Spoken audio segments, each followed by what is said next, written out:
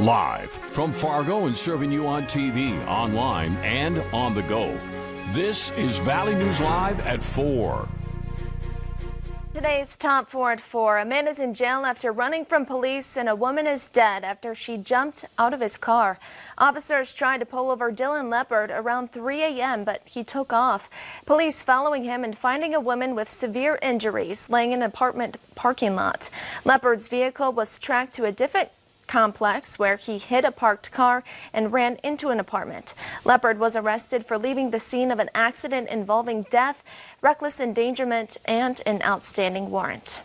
And we now know the name of the woman found along the banks of the Cheyenne River in West Fargo yesterday. The search for 70-year-old Beverly Auden started Wednesday afternoon after police heard about a suicidal woman who may have been near the river. She was found along the riverbank between 13th Avenue and 7th Avenue West. The West Fargo Police Department is still wrapping up the investigation. In Fargo and West Fargo Public Schools are announcing new spectator guidelines. They're allowing a maximum of 25% of the facility's capacity per event and won't go over 150 spectators. Each participant on both home and away teams will get to 2 vouchers to buy a ticket per event. These rules will go into effect on December 14th. And a man wanted for a shooting in Dilworth last month has finally been arrested. Scanner Traffic on Thursday afternoon said Dennis Hackley was arrested on an outstanding warrant. Dilworth police confirmed that he was arrested and faces a second-degree assault charge, among others. Hackley is a suspect in a shooting in Dilworth last month that forced a nearby school into lockdown. That wraps up today's Top 4 at 4. Now let's get a first look at our weather with Chief Meteorologist Hutch Johnson. Hey, Hutch.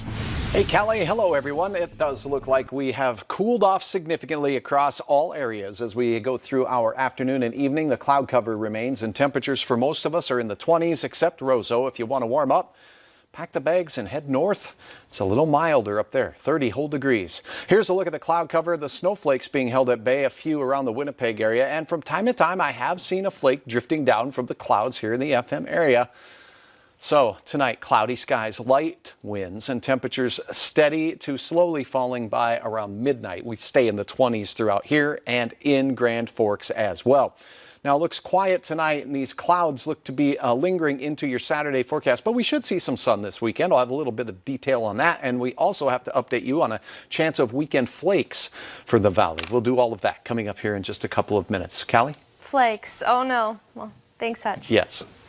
And devastating news out of Otter Tail County this afternoon. A 14-year-old is dead after deputies say they believe the family's 3-year-old long-haired German Shepherd attacked and killed him. It happened Thursday afternoon just before 3 near Twin Lakes Road in rural Battle Lake, Minnesota. Valley News Team's crime and safety reporter Bailey Hurley joins us live now with more on the story. Bailey? Yeah, Kelly, initially called out for a welfare check. Otter Tail County officials arrived to that home on Twin Lakes Road and found that teen boy and the dog in the fenced-in family yard. Now, officials say that due to an injury, the boy's father was not able to go out and look for the boy himself. Sheriff Fitzgerald says by the time that deputies were called out to the house, the boy hadn't been heard from or seen in over an hour. Deputies say when they arrived on scene, the dog was extremely aggressive and say due to a public safety risk, as well as a request from the family, the dog was later put down. Easy to have to go to a situation like that. You know, the holidays make it that much more tragic. Now, officials say that the boy's name will be released later on this weekend or early next week, and they also say that the dog has been sent to NDSU for tests. Live in Otter Tail County tonight, Bailey Hurley, Valley News Live. All right, thanks, Bailey. And we're learning more about the man responsible for a 4-hour standoff with police on Tuesday. Court documents say Jeffrey Loris attacked a victim because he wouldn't give him a cigarette. The victim was pepper sprayed and fled to a neighbor's apartment to escape. Loris started banging on the neighbor's door and then threatened them with a butcher knife. The SWAT team was eventually called in to arrest him. And if you're trying to get tested for COVID-19 before the end of the year, you'll have some holiday closures to work around. The nasal swab testing sites in Crookston and Wadena will only be open 9 more days in 2020, and only from noon to 6 p.m. The Crookston testing site is at 1801 University Avenue, and Wadena's is at 517 Jefferson Street North. The full testing site in Moorhead, however, will be closed on Christmas Eve, Christmas Day, and New Year's Eve. It will stick to its normal hours. And a group of parents have sued Governor Tim Walz. They're trying to throw out his order that put high school sports on hold as a part of an effort to slow the spread of COVID-19.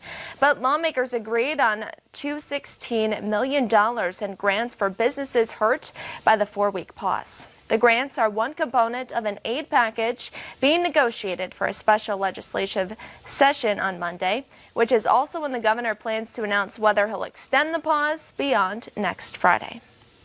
And stunning images of Saturn and its rings. Take a look at this. The news chopper with NBC4 in Washington, D.C. captured video of the planet last night.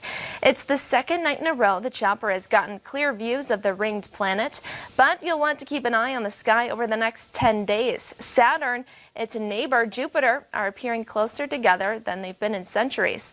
On December 21st, stargazers may see one large star in the sky as the two planets draw close together. The last time the two planets were so close was back in 1623. And Valley News Live is teaming up again with the Great Plains Food Bank for a virtual food drive, and we've raised over $10,000. And so far, there are a number of items you can purchase and donate right from your phone. Every $50 donation provides 150 meals to those who need it most. To find out more, download our free VNL News app, look for the virtual food drive, and click to donate. And coming up on Valley News Live at 4, Joe Biden has announced more picks for his cabinet, while President Trump continues to pursue a multi-state election lawsuit. We'll have the latest from Washington next. It was a cool, gray, and soupy day across the valley as we close out the work week. Our trend of warm weather is gone. I'll have the latest on a weekend chance of snow in the forecast and cooler than this in the next couple of days. Details next.